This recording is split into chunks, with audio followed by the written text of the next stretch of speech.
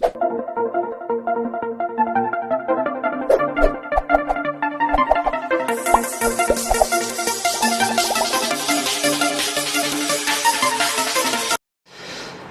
बच्चों, मैं सभी का स्वागत करता हूँ फिजिक्स ज्ञान मुकेश नायक चैनल पे। आज बच्चों हम लोग यूनिट एंड मेजरमेंट का सेकंड लेक्चर देख रहे हैं। इसके पहले मैंने आपको यूनिट क्या होती है, साथ में fundamental quantity, derive quantity, fundamental units क्या होते हैं, डिराइव यूनिट्स क्या होते हैं, सभी चीजें आप लोगों के सामने मैंने प्रेजेंट की थी। साथ में आपका सिस्टम्स ऑफ यूनिट, सीजीएस क्या है, एमकेएस क्या है, एसआई यूनिट क्या है, एफपीएस क्या है, सभी चीजों के बारे में मैंने ऑलरेडी डिस्कशन कर चुका हूं। अगर मैंने पहला वीडियो नहीं देखा तो पहला वीडियो देख के आना बच्चों, क्योंकि आज आप लोगों को इसके ऊपर ही डिस्कशन करना है कि इस यूनिट को किस तरीके से हम लोग यूज करेंगे। मतलब यूज करने की भी कोई यूनिट को एक मेथड्स होती है, एक रूल्स होते हैं, उस रूल्स को फॉलो करना पड़ेगा हम लोगों को। हमारे मन से आके कुछ भी नहीं लगा सकते, उसके लिए सभी चीजों को ध्यान रखते हुए हम लोगों को वो यूनिट इस्तेमाल करना पड़ते हैं। मतलब बहुत सारे स्टूडेंट को 8, 9, 10 क्लास में ऑलरेडी यूनिट पता होते, लेकिन यूज कैसे करते हैं उसके लिए कोई रूल्स है क्या, तो ये पता होना बहुत जरूरी है। तो उसके लिए 8 रूल्स है, उस रूल्स को हम लोग आज फॉलो करने वाले। तो सबसे पहले बच्चों, कल का थोड़ा टॉपिक बाकी था कि आप लोगों को सप्लीमेंट्री जो यूनिट्स होते हैं, जैसे कि हमने प्लेन एंगल के लिए रेडियन, सॉलिड एंगल के लिए स्टेरेडियन इस्तेमाल किया, लेकिन उसके लिए क्या फार्मूला है क्या नहीं है, थोड़ा सा यहाँ पे रिव्यू बोल के हम लोग लेने वाले हैं। सबसे पहले प्लेन एंगल थोड़ा सा पढ़ाएंगे, बाद में कंटिन्यू प्लेन एंगल के बारे में पढ़ेंगे। ठीक है बच्चों, प्लेन एंगल के बारे में कोई एक एंगल है हमारे पास ऐसे, ठीक है, यहाँ पे एक थीटा है, ये इसकी समझो ऐसा ये रहता तो ये सर्कल होता है ऐसे जुम जुम जुम जुम, ठीक है बच्चों। और यहां पे आपकी बुक्स में जो डायग्राम है वही लेता हूं, ठीक है, मतलब आपको दिक्कत ना जाए। डी थीटा लिया, और ये आर्क, आर्क सर्कल का कोई पार्ट्स होता है, आर्क पता है ना बच्चों, इतना पार्ट तोड़ के लिया मैंने, ये ठीक है, और ये रेडियस है। अगर बच्चों आपको प्लेन एंगल गिनना है तो एंगल के लिए हमारे पास फार्मूला होता है बच्चों, आर्क लेंथ, क्या क्या क्या, arc length divided by radius. तो आर्क लेंथ है बच्चों मेरे पास है ds और रेडियस है बाय r। तो इस फार्मूले से हम लोग कोई प्लेन एंगल हो तो इसका जो यूनिट होता है एसआई यूनिट, वो एसआई यूनिट हमने लिखा था कल रेडियन, और इसको लिखते हैं RAD। ठीक है, ये प्लेन एंगल के बारे में आप लोगों को मैंने बता दिया, ज्यादा दिक्कत नहीं, ज्यादा पढ़ना मत बच्चों, कंफ्यूजन मत बढ़ाओ, simple arc length divide by radius, formula तैयार किया बस, और डायग्राम खींचो। सेम टू सेम बच्चों वैसे ही सॉलिड एंगल के लिए देखो, हम लोग ने क्या सॉलिड एंगल इस्तेमाल नहीं करते। मैं दोबारा बोल रहा हूं, जो बच्चे गलती से अगर इंजीनियरिंग करना चाहते हैं तो जो ब्रिज कंस्ट्रक्शन करना, कुछ कंस्ट्रक्शन करना है, तब सॉलिड एंगल इस्तेमाल करते हैं। हम लोग फिलहाल में प्लेन एंगल, क्योंकि बुक्स के ही एंगल गिनते हैं या बोर्ड पे जो लिखा है वो प्लेन सरफेस है, देखो ये प्लेन सरफेस है, इसके ऊपर ही गिनते हैं। तो सॉलिड एंगल इस्तेमाल नहीं करना है, हम लोग बोर्ड में पढ़ना चाहते हैं इसलिए कर रहे हैं, बाकी दूसरा कोई उद्देश्य नहीं बच्चों। दूसरा हमारे पास सॉलिड एंगल, और सॉलिड एंगल ही सेम है बच्चों, देखो ये, ठीक है, आपका जो बुक्स का दिया वाला वही देता हूं मैं, ठीक है, ये ठीक है, तो सॉलिड जैसे लिखना भी चाहिए, ठीक है, ये अब ये बुक्स में जैसे दिया वाला वैसे निकालो बच्चों। अब लग रहा है सर, लग रहा है ना, और इसको भर दो, ठीक है, ये जो पार्ट है ना ये पूरा कवर करना है, ऐसा लगना चाहिए कि ये सॉलिड है। अब आपको तो पता है मेरी तो बहुत अच्छी पेंटिंग है, ठीक है, ये सॉलिड है, ये बात समझना आना चाहिए। ठीक है बच्चों, हमारी जो आर है ये रेडियस, और उनके लिए ये डी थीटा भी लिखते तो अच्छा रहता, लेकिन उनको अलग दिखाना है इसलिए। और ये जो एरिया है बच्चों, अलग पेन से निकालता हूं आपके लिए, तो ये एरिया है हमारा DA। क्या होगा बच्चों, सिंपल सी बात है यहां पे कि अगर आपको इसका फार्मूला निकालना है तो इसका जो पहले जैसे कि arc length divide by radius, वैसे इसका जो एरिया है DA डिवाइडेड बाय यहां पे रेडियस का स्क्वायर होगा। बच्चों एरिया मतलब क्या है, अगर थोड़ा सोचोगे तो आपको भी ऐसी ही कहानी मिल रही थी पहले भी। अब देखो ये जो एरिया है अगर स्पीयर रहा तो इसका 4 पाई आर स्क्वायर होता है। स्पीयर रहा तो स्पीयर पता है ना, ये आर स्क्वायर, आर से आर मर गया बच्चों, तो यहां पे इसको 4 पाई स्टे रेडियन लिख सकते हैं। मतलब बच्चों जब भी सॉलिड एंगल आए तब आपके पास 4 पाई आएगा तो टेंशन मत लेना, समझ लेना कि सॉलिड एंगल 4 पाई होता है। ठीक है, तो ये आपके पास बस इतना ही, ज्यादा हम लोग बात नहीं करेंगे। और इसका एग्जांपल आपको सॉल्व करना है तो करो, आपको नहीं, क्या मैं दोबारा बोल रहा हूं, सॉलिड एंगल के ऊपर हम लोगों को ज्यादा यहां पे बोर्ड लेवल पे कोई चीजें पूछते नहीं ज्यादा करके। ठीक है, जिस चीज पे ज्यादा कॉन्सेंट्रेट करना चाहिए मैं आगे आगे आपको बताते रहूंगा। आप रिलेशन बिटवीन बोलेंगे बच्चों, रिलेशन पढ़ेंगे थोड़ा सा कि जो आपके लिए इंपॉर्टेंस है, relation between radian and degree. देखो रिलेशन बिटवीन रेडियन डिग्री। ठीक है, मतलब बच्चों रेडियन टू डिग्री करना है आपको, रेडियन टू डिग्री करना है। जैसे कि बच्चों पाई रेडियन का हम लोगों को डिग्री करना है, तो आपको पता है कि पाई को 180 बोलते हैं, पता है बच्चों आपको? अरे पाई मतलब हम लोग 180 लेते हैं। ठीक है, मुझे करना है बच्चों, ये है रेडियन, ये है डिग्री। मुझे यहां पे कुछ नहीं, मतलब 1 है, अरे 1 होगा कि नहीं, तो 1 रेडियन का डिग्री करना है तो पाई डिवाइड जाएगा। देखो ये रेडियन बच्चों, पाई रेडियन का मतलब ये 1 है यहां पे, तो ये पाई डिवाइडेड बाय जाएगा। और पाई की वैल्यू हम लोगों को तो पता ही है सबको, 3.14। और लंबी चौड़ी लिखना है तो लिख सकते हैं, इतनी भी लिखी तो भी चल सकता है ये। तो इसका अगर 1 रेडियन का अगर डिग्री में किया कन्वर्जन तो आपके पास 57 पॉइंट समथिंग कुछ तो मिलेगा। कैलकुलेशन कर सकते हो बच्चों, मैंने लॉग टेबल की सीरीज ली है हाउ टू यूज, तो लॉग टेबल की सीरीज देखना बच्चों। अगर आप लोग 11th में एडमिशन लेना चाहते हैं साइंस को, सॉरी फॉर इनकन्वीनियंस क्योंकि लाइट गई थी बच्चों। अब देखो यहां पे मुझे इनका डिवीजन करना है, तो 57.297 ऐसा कुछ मिलेगा। मतलब 1 रेडियन टू डिग्री में मैंने कन्वर्ट किया बच्चों, 1 रेडियन का कन्वर्जन ये डिग्री में। डिवीजन कर सकते हो आप लोग, देख सकते हो कि ये कैलकुलेशंस आ रहे नहीं आ रहे, आप लोग चेक आउट कर सकते हो। ये होगा रेडियन टू डिग्री, डिग्री मतलब ऊपर 0। ठीक है, लेकिन किसी ने कहा कि सर आपके पास यहां पे पाई इज इक्वल टू 180 लिखते हैं हम लोग बच्चों, इसको मल्टीप्लाई 1 डिग्री किया तो कोई प्रॉब्लम नहीं, मुझे 1 डिग्री टू रेडियन करना। देखो आप रेडियन टू डिग्री था, रेडियन टू डिग्री में कन्वर्जन किया तो 1 radian how many total degree, किसी ने क्वेश्चंस का, तो 57.297। ओके, अब मुझे बता बच्चों, ये 1 डिग्री, ये होगा बच्चों पाई, ये 180 इधर आएंगे, मतलब 1 डिग्री इज इक्वल टू पाई की वैल्यू 3.14 डिवाइड बाई 180। समझे? अब मैं रेडियन में कर रहा हूं, ये डिग्री है ये रेडियन है बच्चों। मेरे ख्याल से हम लोग 3.14 को और इसको ऐसा लिखा तो कोई टेंशन, देखो पॉइंट शिफ्ट किया मैंने 1 2, इसलिए अरे 100 से मल्टीप्लाई करो तो 180 मिलेगा। ठीक है, ये ऊपर गए बच्चों, तो हम लोग यही कर सकते हैं 10⁻² डिवाइड बाई 1.8, तो 1 डिग्री।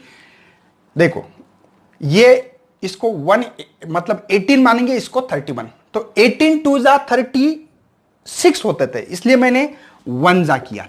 बात समझ में आ रही बच्चों? ओके, तो 745 डिवीजन आना चाहिए 10⁻², ये रेडियन में मुझे आंसर मिला है। मेरे ख्याल से बात समझ में आती होगी बच्चों।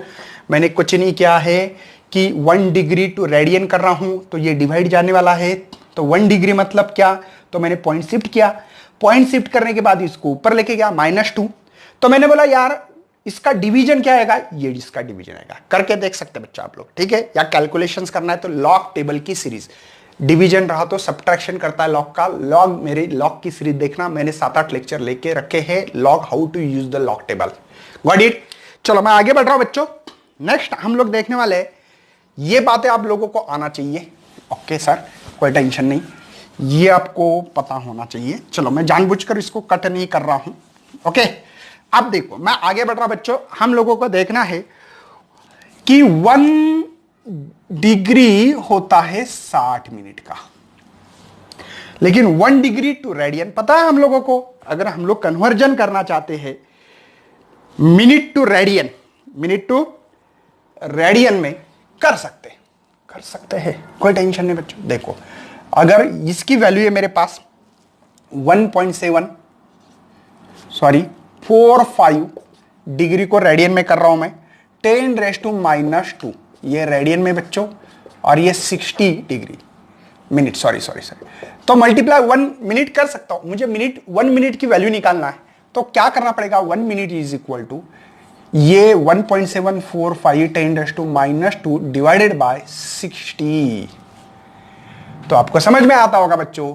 तो अप्रोक्सीमेटली मैं यहां पे आपको डायरेक्टली वैल्यू लिख के दे रहा हूं, आपको कैलकुलेशंस करना है। तो ये हो रहा है 2.91 इंटू 10⁻⁻⁴।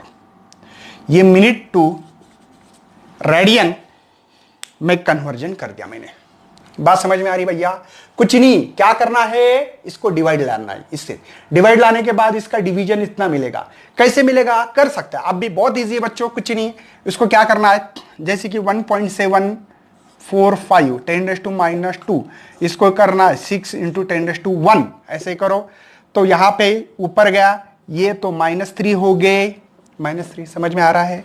चलो अब 0.62 12, बाकी कितने हैं, 5 हो गए, 50 और है ना, 9 बात समझ में आ रही बच्चों?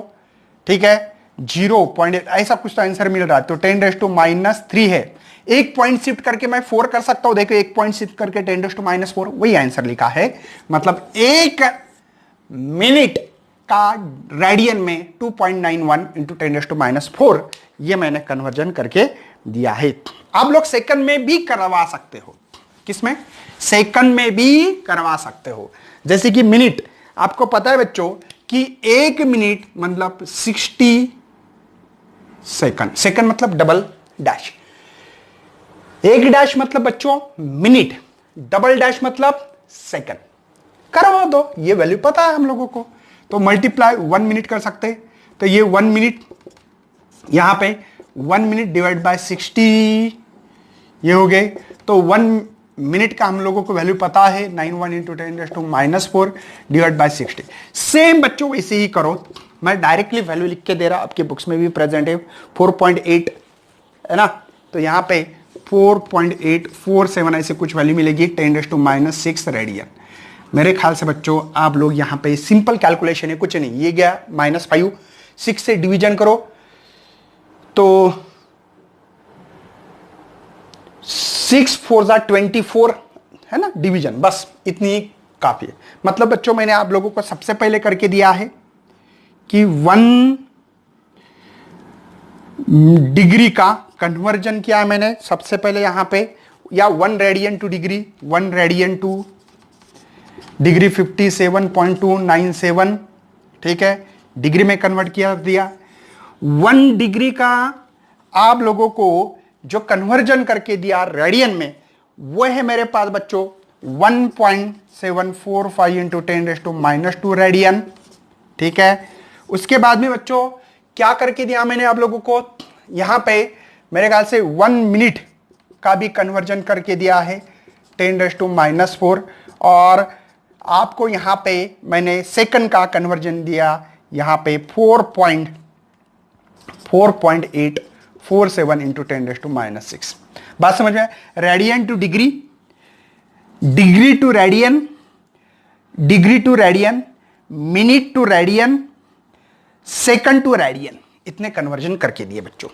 दिखाई दे रहा है? आप अपनी शॉर्ट स्क्रीन निकाल सकते हो। मैं आगे बढ़ रहा हूं बच्चों कि यूनिट का यूज कैसे करें, ये बहुत इंपॉर्टेंस है आपके लिए। तो यहां पे आपके लिए, आपके पास बुक होगी तो बहुत बढ़िया हो जाएगा, क्योंकि बच्चों इससे आप लोगों को पता लगेगा कि क्या करना क्या नहीं।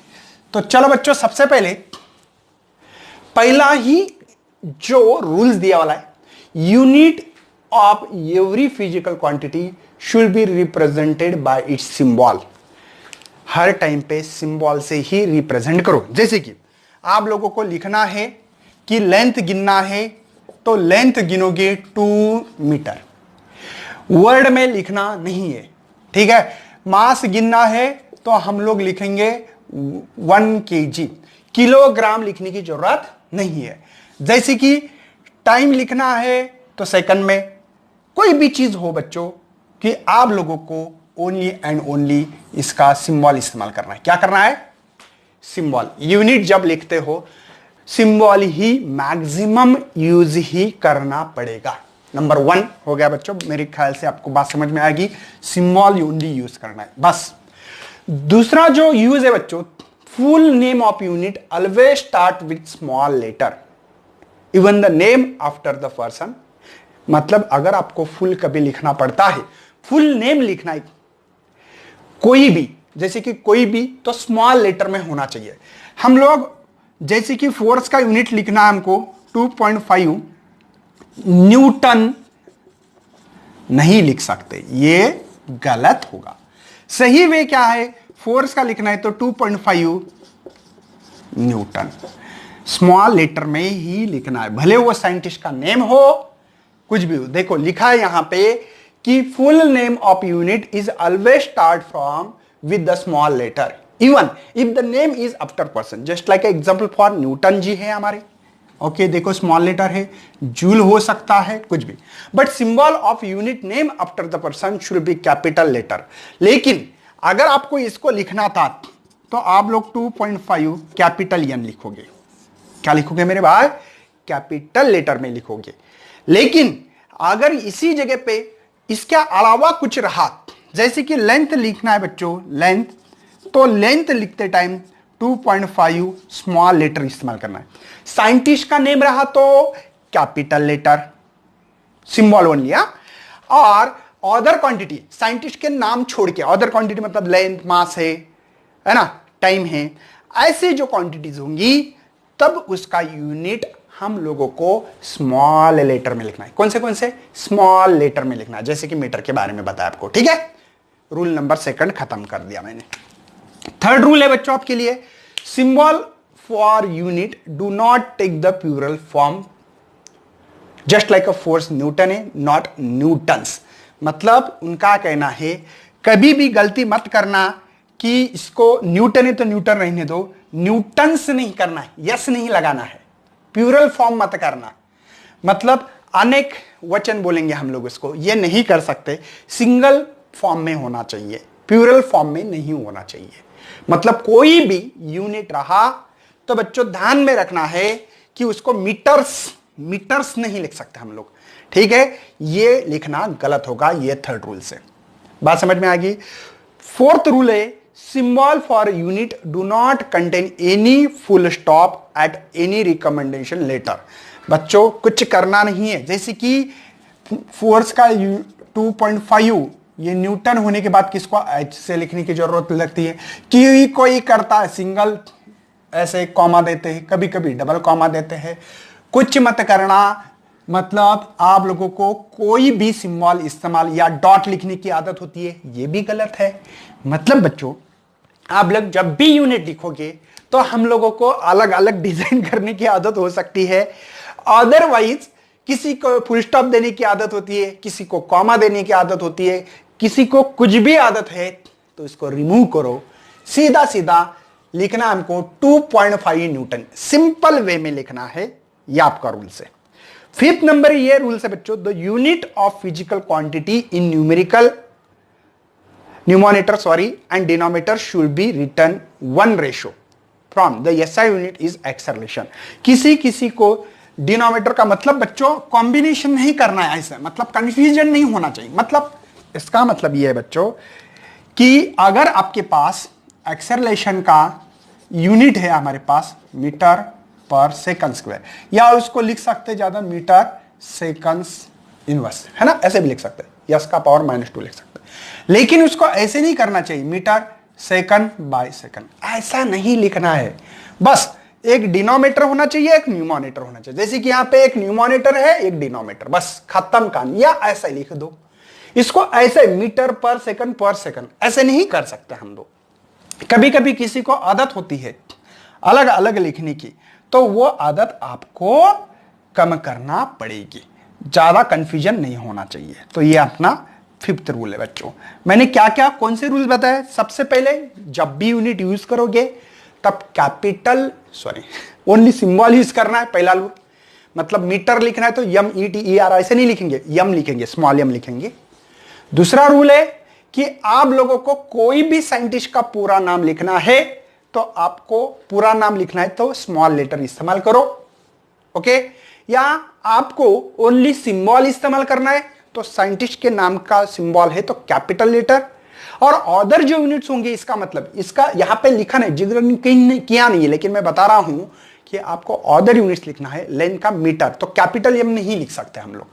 थर्ड है आपके लिए कि यहां पे जो भी दिया वाला होगा सिंबल उसको प्लूरल फॉर्म में मत लिखना। देखो अंडरलाइन कर रहा हूं बच्चों, ये या गोल करता हूं ऐसे वर्ड के ऊपर। क्या करना है फिर आपको? न्यूटन है तो न्यूटन, न्यूटन्स मत करो, मीटर्स यस मत लगाना, ये गलती मत करना। फोर्थ रूल है symbol for unit is not contain full stop. Unit लिखने के बाद किसी को फुल स्टॉप देने की आदत होती है, किसी को कुछ भी कॉमा कुछ भी देने की आदत होती है, तो ऐसी गलत आदत रिमूव करना है। देन फिफ्थ रूल था हमारा कि यहां पे एक ही डिनोमिनेटर और न्यूमरेटर होना चाहिए, एक न्यूमरेटर एक डिनोमिनेटर। डिनोमिनेटर का डिनोमिनेटर मत करना, मीटर पर सेकंड ऐसा मत करना बच्चों। ऐसे करने से हम कंफ्यूजन हो सकते हैं, तो ये नहीं कर सकते। तो इसको मीटर पर सेकंड स्क्वायर रहने दो। मैं एक न्यूमरेटर एक डिनोमिनेटर, यही कानून होना चाहिए। समझ में आ रहा है बच्चों? आप अपनी स्क्रीनशॉट, ये रूल्स बहुत ही इंपॉर्टेंट है आपके लिए। उसके बाद में बच्चों आपके लिए मैंने और 3 लिख के रखे हैं यहां पे, जो यूज है, कन्वेंशन जो यूज है हमारे ऐसा यूनिट के लिए। सबसे पहले यहां पे लिखा है use of combination of unit and symbol for unit avoided when the physical quantity express by the combination of 2 unit. जैसे कॉम्बिनेशन मत करो कभी, पूरा लेटर मतलब पूरा नाम लिखना बाद में सिंबल लिखना, ये ऐसे नहीं चलता है। मतलब बच्चों ये कहना है इस चीज का कि यहां पे आप लोग लिख सकते हो, कोई प्रॉब्लम नहीं, जूल पर केजी केल्विन, ये सही है। लेकिन यहां पे ऐसे मत करना, कैसे? जूल पूरा नाम लिखा बाद में केजी केल्विन, नहीं, ये गलत होगा बच्चों। हम लोग इसी वे से लिखेंगे। अगर यहां पे पूरे सिंबल इस्तेमाल किए ना, ये करेक्ट होगा। लेकिन आप लोगों ने जूल लिखो, देखो ये पूरा नाम लिखा है, बाद में केजी सिंबल लिखा है, केल्विन सिंबल लिखा है, ऐसे नहीं चलेगा। अगर आप लोगों को ये कॉम्बिनेशंस ऑफ यूनिट रहा है तो एक बात ध्यान में रखना है, तब हम लोग सिंबल इस्तेमाल करें तो पूरे के पूरे सिंबल होना चाहिए, उसमें कोई नाम मत टपकाओ, अंदर मत डालना गलती से, ओके। देन बच्चों हमारे पास 7 नंबर का जो रूल्स है, हम लोग सिंबल जो यूनिट यूज कर रहे हैं तो उसमें आप लोगों को न्यू सिंबल जो भी होगे, अगर पावर किसी की इंक्रीज करना है, पावर के फॉर्म में लिखना है, तो इसका लिखने का सही वे क्या होगा? जैसे कि यहां पे 1 मिली सेकंड है बच्चों, तो उनका कहना मिली है तो -3 सेकंड। लेकिन ये यूनिट के पहले 10⁻⁴ होना चाहिए। भले वो पावर निगेटिव हो सकती है, पॉजिटिव हो सकती है, पॉजिटिव भी हो सकती है, निगेटिव भी पावर हो सकती है, लेकिन यूनिट ऐसा मत करना कभी 1 मिली सेकंड है, ठीक है सर, तो इस सेकंड को पहले लिखते हैं 10⁻³ नहीं, ये गलत होगा बच्चों। सही वे लिखने का यही है, यूनिट के पहले हमारा 10 जो पावर होगा, माइनस हो सकता है प्लस हो सकता है। जैसे कि यहां पे गीगा सेकंड, गीगा मतलब 10⁹ सेकंड होगा, तो देखो 10⁻⁴ पहले लिखा है मैंने, सेकंड बाद में लिखा है। वैसे उन्होंने माइक्रो सेकंड का भी एग्जांपल बोला है, तो माइक्रो मतलब -6 होता है बच्चों। नैनो हो सकता है तो 10⁻⁻9 हो सकता है, पीको भी हो सकता है तो पीको मतलब -12 होता है। फेमटो होता है बच्चों, पता है आपको फेमटो सेकंड, तो फेमटो मतलब -50 ऑटो सेकंड होता है, 10⁻80 होता है। तो ये आपको जो भी यूनिट होगा उस यूनिट के पहले 10⁻⁴ लिखना है। और एक चीज है बच्चों, इसमें इसी पॉइंट के अंदर पॉइंट है, यूज ऑफ डबल वाले अवॉइड करो। मतलब किसी किसी को आदत हो सकती है कि ऐसे लिखने की, कैसे? जैसे कि सर आप लोगों ने 10⁻⁻6 लिखा, तो आप लोग इसको कैसे लिखते? तो मैंने बोला सिंपल सी बात है, 1 माइक्रो, ये सेकंड है बच्चों। देखो इसको 10⁻⁻ को माइक्रो, लेकिन ऐसे मत करना गलती से 1 मिली सेकंड, मिली सेकंड नहीं लिखना, क्यों बच्चों? मिली सेकंड समझते हो ना, 1 10⁻³ ये मिली होगा 10⁻³ सेकंड। सर मैंने इसको ऐसा लिखा तो क्या प्रॉब्लम है? दोनों तो एक ही मतलब है। या ये नहीं रखा तो भी चलेगा यार कोई। देखो -3 10⁻6 ही होता है, तो इसको मिली बोला है, ये मिली ये सेकंड, ऐसा लिखा तो नहीं। ये कंफ्यूजन मत करना, डबल वाला परफिक्स मत यूज करना, उसको अवॉइड करना है, सिंगल ही यूज करना है कभी भी। जैसे कि किसी को लगेगा चलो 10⁻9 है सर, तो मैं 10⁻6 लिख सकता हूं, 10⁻³ सेकंड लिख सकता हूं क्या? नहीं, इसको इसका मतलब क्या होगा? माइक्रो, इसका हो गया मिली, इस second as it is, micro milli second. Double prefix इस्तेमाल करना ही नहीं है आपको, सिंगल ही करना है। तो इसको कैसे लिख सकते हैं बच्चों? इसको लिखने का तरीका है 1 नैनो सेकंड, 1 नैनो सेकंड, ठीक है ना। किसी ने बोला 10⁻12 है सर, फिर हम लोग ऐसे लिख सकते हैं क्या? 1 मिली सेकंड। देखो सर, मिली 10⁻3 10⁻3 10⁻3 10⁻3, बेस से में पावर के एडिशन करो -12 मिलेगा, नहीं चलेगा, नहीं, उसको आपको लिखना पड़ेगा 1 पिको सेकंड ही लिखना पड़ेगा। ध्यान देना है बच्चों, ऐसे नहीं कर सकते, डबल ट्रिपल है ना, ये नहीं कर सकते। कोई बोलेगा सर इसी को लिख सकता हूं क्या मैं कि माइक्रो सेकंड, माइक्रो मतलब समझते ना, -6 सेकंड, तो नहीं बच्चों ये नहीं कर सकते हम लोग, इसको लिखना पड़ेगा 1 पिको सेकंड ही लिखना पड़ेगा। हो गया बच्चों, 7वां पॉइंट क्लियर होगा। 6वां हो गया। 8 नंबर का बच्चों, अगर किसी यूनिट को लिखना इंट्रोड्यूस करना है मल्टीप्लिकेशन में हो, तो आप लोग ने क्या, एक तो ऐसे मीटर पर सेकंड लिखो, या यदि अगर आप लोगों को ऐसे न लिखते हुए ऐसा लिखना है मीटर सेकंड इनवर्स, इनवर्स बोलते बच्चों इसको, और ज्यादा से ज्यादा मीटर डैश देके लिख सकते हैं। लेकिन गलती से इसमें पेश होना बहुत जरूरी है, अंतर होना बहुत जरूरी बच्चों, अंतर होना चाहिए। अगर अंतर नहीं रहा तो इसका मतलब होता है मिली सेकंड, अगर लगा के है तो मिली सेकंड हो सकता है बच्चों, इसका मतलब है ना, मिली सेकंड होता है। तो इसीलिए बच्चों हम लोग इसको जब भी लिखते हैं तब इसके अंदर पेस होना बहुत जरूरी है। मीटर पर सेकंड बच्चों स्पीड का यूनिट है, और इसको भी मीटर पर सेकंड पढ़ सकते हैं, या इसको मीटर पर सेकंड। ये वे सही है बच्चों, ये तीनों, ये वे गलत होगा। कंटिन्यू मत लिखना, एक को लगा के दूसरा लिखोगे तो वाट लगेगी बच्चों, आप आपका गलती करके बैठोगे। तो बच्चों इसके बाद में हम लोग है ना मेजरमेंट ऑफ लेंथ, मतलब किसी चीज को बहुत दूर रहा तो कैसे मेजर करेंगे, बहुत नजीक रहा तो उसको कितने मतलब 0.00001 रहा तो कैसे मेजर करेंगे, क्या क्या मेथड से लेंथ को मेजर करने के लिए, मास को मेजर करने के लिए तो मेजरमेंट पढ़ेंगे। और उसके बाद में बहुत इंपॉर्टेंस है बच्चों अब हमारे लिए, क्या पता है आपको, डायमेंशन, क्योंकि हमारे नीट और जेडब्ल्यू जैसे एग्जाम में डायमेंशन के ऊपर बहुत सारे सवाल आते हैं और परसेंटेज एरर पे ज्यादा सवाल आते हैं। तो बच्चों पढ़ाई करते रहना, हम आपके साथ में है। चलो thank you and bye and best luck for your study.